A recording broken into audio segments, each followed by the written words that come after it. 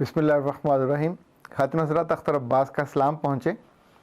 تعصب ایسی بری چیز ہے، اس کو کسی چیز سے تشبیہ دینے سے پہلے اردو میں کہا جاتا ہے کہ جو آدمی متعصب ہوتا ہے وہ ایسے ہوتا ہے جیسے اندھے شیشوں کے اندر قید ہو، اسے کچھ اور نظر ہی نہیں آتا، یعنی ایون اس کو اپنی شکل بھی پوری اور ادھوری نظر آتی ہے، کچھ آدھی ادھر سے آدھی ادھر سے کٹی ہوئی۔ تعصب میں ہمیشہ انسان دوسروں کے بارے میں بہت منفی اور برا سوچتا ہے۔ ابھی کچھ ہفتے پہلے بہاولپور میں جو ایک تکلیف دہ واقعہ ہوا، ایسی کالج، یعنی یہ کو پرانا تقریباً کو 150 سال پرانا کالج ہے اور اس کی ایک اپنی تاریخی حیثیت ہے، بہت محترم، اور اس نے بہت کنٹریبیوٹ کیا ہے۔ احمد قاسمی صاحب یہاں سے پڑھے، کرنل شفیق الرحمان یہاں سے پڑھے، اور خالد احمد جو مشہور شاعر ہیں وہ یہاں سے پڑھے۔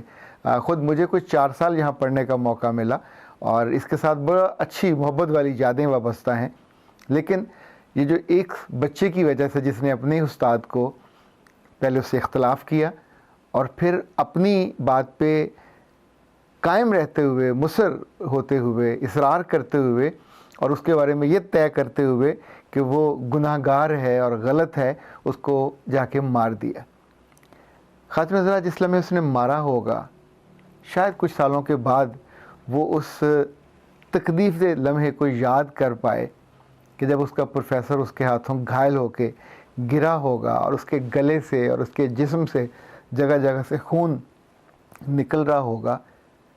یہ لمحہ کوئی عام انسان اگر دیکھے تو لٹرلی انسان کانپ جاتا ہے۔ مجھے کچھ عرصہ پہلے ملتان جانے کا اتفاق ہوا، وہاں کی ٹریننگ تھی رواداری پہ اور خاص طور پہ تعصب سے بچانے کے لیے لوگوں کو۔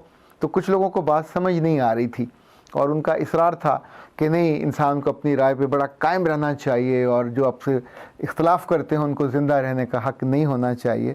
تو میں نے ان سے کہا کہ وہاڑی موڑ پہ کچھ عرصہ پہلے وہاں ہوا تھا دھماکہ، اور اس دھماکے میں جس نے دھماکہ کیا، جس تعصب کی بنیاد پہ کیا، وہ بھی پھٹا، لیکن کتنے ہی لوگ وہاں مر گئے۔ پر صدمہ اس کے بعد شروع ہوا۔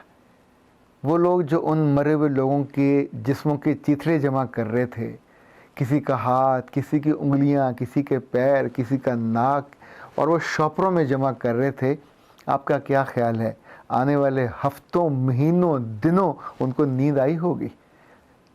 ہم نے ہمیشہ انسانوں کو مکمل صورت میں دیکھا۔ انسان مکمل جسم سے نہیں بنتا، انسان مکمل اپنی روح سے، اپنے خیال سے بنتا ہے۔ یہ دنیا میں کبھی ہو نہیں سکتا کہ لوگوں سے آپ کو اختلاف نہ ہو، کئی باتوں پہ اختلاف ہو سکتا ہے، لیکن وہاں آپ کو یہ جاننا لازم ہوتا ہے کہ خود آپ کا وہاں پہ کیا رول ہے۔ ایک طالب علم کا یہ رول کبھی زندگی میں نہیں ہو سکتا کہ وہ اپنے استاد سے بحث کرے یا لڑے یا زبان درازی کرے۔ کالج کا ہیڈ پرنسپل ہوتا ہے، اسی کو پالیسی بنانی ہوتی ہے، اسی کو امپلیمنٹ کرنی ہوتی ہے۔ گورنمنٹ کالجز کا مسئلہ یہ ہے کہ 100 پروفیسر ہوں یا 200 پروفیسر ہوں، یہ بھلے لوگ وہاں کی اونرشپ نہیں لیتے۔ یہی کسی پرائیویٹ کالج میں، کسی پرائیویٹ سکول میں، کسی پرائیویٹ یونیورسٹی میں آج تک کبھی کسی کو جرت نہیں ہوئی کہ جو پالیسی ہوتی ہے اس کالج کی، اس سے کوئی بچہ یا بچی اختلاف کرے اور وہاں کوئی مسئلہ ہو تو پورے لوگ اپنے ایڈمنسٹریشن کے ساتھ کھڑے ہوتے ہیں۔ گورنمنٹ کالجز میں یہ بہت بڑا مسئلہ ہے کہ ٹیچر سارے صرف نوکری کر رہے ہوتے ہیں، بیشتر ان میں سے کم ہی ہیں جو مسئلے کو حل کا حصہ بنتے ہیں۔ عام طور پہ وہ اس سے لاتعلق رہتے ہیں جہاں یہ مسئلہ بگڑتا ہے۔ یعنی یہ بھی واقعہ سٹاف روم میں جا کے ہوا، کیا وہاں اور اس وقت کوئی نہیں ہوگا، کوئی بچانے والا، کوئی آگے بڑھنے والا، کوئی روکنے والا، کوئی سمجھانے والا؟ خاتون حضرات، بہاولپور ایسا شہر نہیں ہے جیسا اس واقعے سے پینٹ ہوا۔ یہ وہی شہر ہے جہاں سالوں پہلے، جیسے یہ صادق ایجرٹن کالج ہے، وہاں گرلز جو کالج ہے وہ بھی نواب صادق کے نام پہ ہے، گورنمنٹ صادق گرلز کالج۔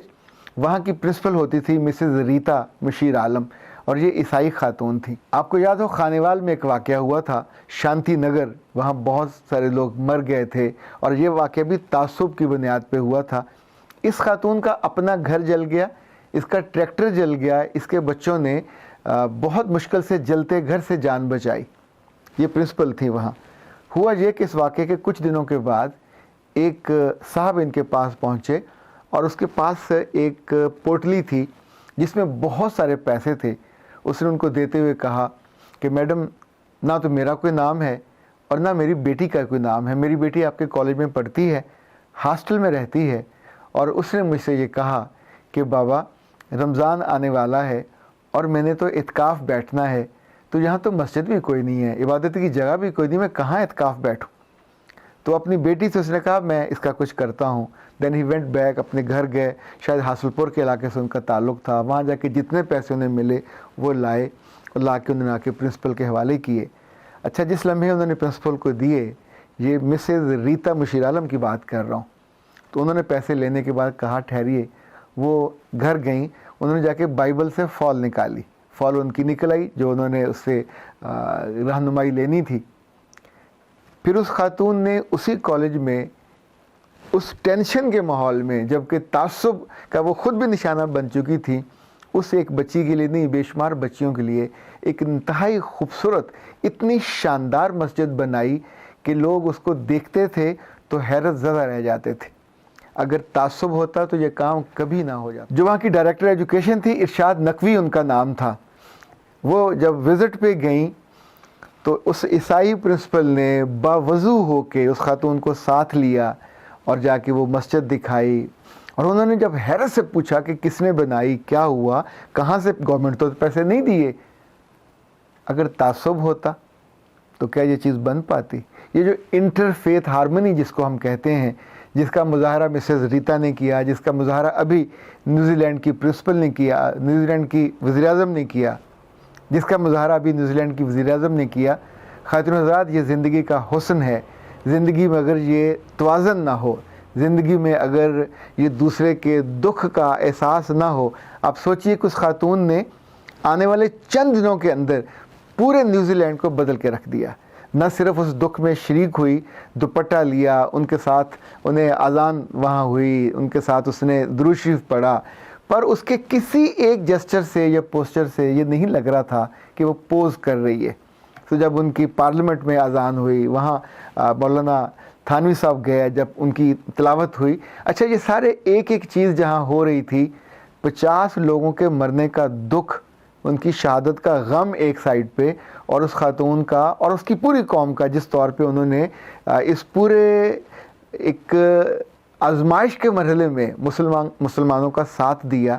یہ سارا زندگی میں, یعنی ہماری زندگی میں یہ اتنا بڑا واقعہ ہے کہ جس کے سب لوگ تعریف کرتے ہیں, لیکن ہر جگہ کہیں نہ کہیں اس طرح کے واقعات ہو رہے ہوتے ہیں جو ہم کبھی تعصب کی بنیاد پہ بھلا دیتے ہیں اور کبھی ہم ویسے ان کو غیر اہم کر کے بھلا دیتے ہیں. انسانوں کی روح عام طور پہ منصف ہوتی ہے, یہ غیر منصف نہیں ہو سکتی. یہ حق اور سچ کا فیصلہ بھی کرتی ہے, اس پہ رائے بھی رکھتی ہے. خاتون حضرات, مجھے چند سال پہلے ہندوستان میں جانے کا موقع ملا. چندی گڑھ میں ایک دعوت میں ہم شریک تھے. یہ چندی گڑھ کے میئر کا گھر تھا, وہاں پہ شریک تھے. تو مہمانوں کی ٹیبل پہ اچانک 2 سکھ پروفیسر آئے, بہت نفیس اور اچھے خوبصورت کپڑے پہنے ہوئے تھے, کافی عمر رسیدہ تھے.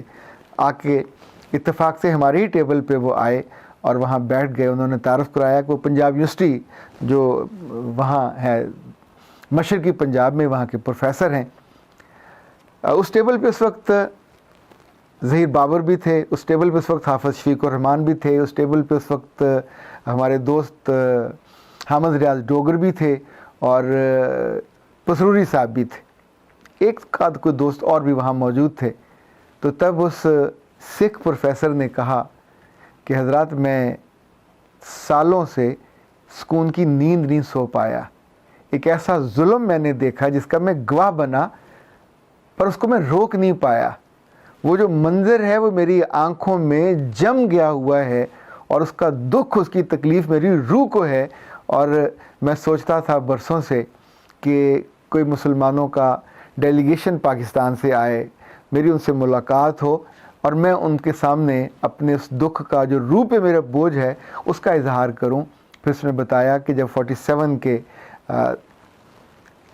ہو رہے تھے واقعات اور حادثات, اور خاص طور پہ یہ جو مختلف قومیں, سکھوں کے جتھے اور ہندوؤں کے جتھے مل کے مسلمان مہاجروں کو مار رہے تھے, اس نے کہا میں اپنے گھر سے نکلا تو دروازے کے ساتھ ہی ایک عورت کی لاش پڑی تھی, اور اس کا پیٹ کسی نے کرپان سے پھاڑ دیا ہوا تھا، اور اس پھٹے ہوئے پیٹ میں سے ایک بچہ، زندہ بچہ، آدھا اس پیٹ کے اندر اور آدھا باہر، وہ لٹک رہا تھا، اور اسی حالت میں وہ مر گیا۔ اس نے کہا اس کی آنکھیں میری آنکھوں میں جب ہم نے دیکھا، وہ لمحہ خوف کا لمحہ تھا۔ میں اس سے ایک قدم اٹھا کے آگے نہیں جا سکا، میں واپس آ گیا، اور میں یہی سوچتا رہا کہ کسی ظالم نے تعصب کی بنیاد پہ اتنی بے-رحمی سے اس عورت کو مارا، وہ مری، ساتھ اس کا بچہ مرا۔ انہوں نے کہا میں جانتا تھا کہ یہ کوئی غیر نہیں ہوگا، چونکہ میرا محلہ تھا، میری برادری کا محلہ تھا،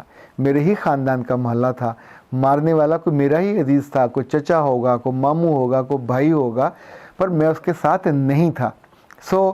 اس لمحے جب وہ یہ بات کہہ رہے تھے، ہم سب کی آنکھوں میں نمی تھی، اور ہم ان کی طرف اس وقت جس انداز میں دیکھ رہے تھے، جس طرح ہم نے ان سے ہاتھ ملایا، ایک انصاف پسند آدمی کے طور پہ مجھے وہ دونوں پروفیسر یاد رہے۔ میرا رب ان کو بھی آسانی دے، جو جس مشکل اور جس ظلم کو انہوں نے دیکھا اور ان کی روح پہ بوجھ بنا۔ ہر جو انصاف پسند آدمی ہوتا ہے اس کو یہ چیزیں یاد رہتی ہیں۔ اس واقعے سے جو ہمارے اپنے یہاں ہوا، ہمارے اپنے شہر میں ہوا، مجھے دو باتیں آپ سے کہنی ہے، اپنے بیٹوں سے بھی کہنی ہے اور اپنے اساتذہ سے بھی کہنی ہے۔ جن جن باتوں پہ اختلاف ہوتا ہے بہت معمولی ہوتی ہیں، اتنی معمولی کہ آنے والے برسوں میں بچے وہی کام کر رہے ہوتے ہیں۔ یعنی گانوں پہ عام طور پہ کہ گانے نہیں چلیں گے اور ریکارڈنگ نہیں ہوگی، اور گیمز میں اگر اختلاف اس پہ کرنا چاہیں تو جتنا مرضی پھیلا لیں، پر بعد میں ساری عمر یہ بچے گانے سنتے ہیں، موبائلوں پہ بھی سنتے ہیں، ادھر بھی ادھر بھی، لیکن وہاں چونکہ ایک فس کریٹ ہونی ہوتی ہے جو اس تعصب کا باعث بنتی ہے۔ چونکہ میں خود اس طرح کے ایک واقعے کا عینی شاہد ہوں، اور اس میں بھی میں نے صدمہ بھی سہا، دکھ بھی سہا، اس کو دیکھا بھی، تب بھی میری رائے یہی تھی کہ طلباء کا کام یہ نہیں ہے کہ اداروں کے کاموں میں، اداروں کی پالیسیوں میں اور وہاں ہونے والے واقعات کا وہ ذمہ لیں یا اس پہ محافظ بن کے بیٹھیں۔ یہ کام پروفیسرز کا ہے، یہ کام انتظامیہ کا ہے، انہیں سے بات کرنی چاہیے۔ دے آر دا اسٹیک ہولڈرز۔ آپ وہاں پڑھنے گئے ہو، you have no right at all کہ آپ پروفیسروں کو چیلنج کریں یا پرنسپل کو چیلنج کریں۔ میں نے اس لیے شروع میں ذکر کیا تھا کہ اگر پرائیویٹ ادارے میں آپ پڑھتے ہیں تو وہاں مجال نہیں ہوتی کہ بھی آنکھ میں آنکھ ڈال کے چند سیکنڈ لگتے ہیں نکال کے باہر مارنے میں، پر سرکاری ادارے یہ ڈسپلن کے ایکشن نہیں لیتے، جس کے نتیجے میں پھر بڑے بڑے سانحات اور واقعات ہوتے ہیں۔ پوری دنیا میں یہ تعصب نہیں ہے، جگہ جگہ چنکس نظر آتے ہیں، پر وہ بدنما ہوتے ہیں جو آپ کے شہر کو بھی برا بناتے ہیں، آپ کے ملک کی بھی ایک بری پکچر پینٹ کرتے ہیں۔ میرے رب نے اس دنیا کو انصاف کی بنیاد پہ بنایا، بڑی محبت سے بنایا۔ اس کی مرضی سے اتنے سارے مذہب، اتنی ساری لوگ، اتنی ساری آرا زندہ ہیں، سلامت ہیں، مرتی نہیں ہیں۔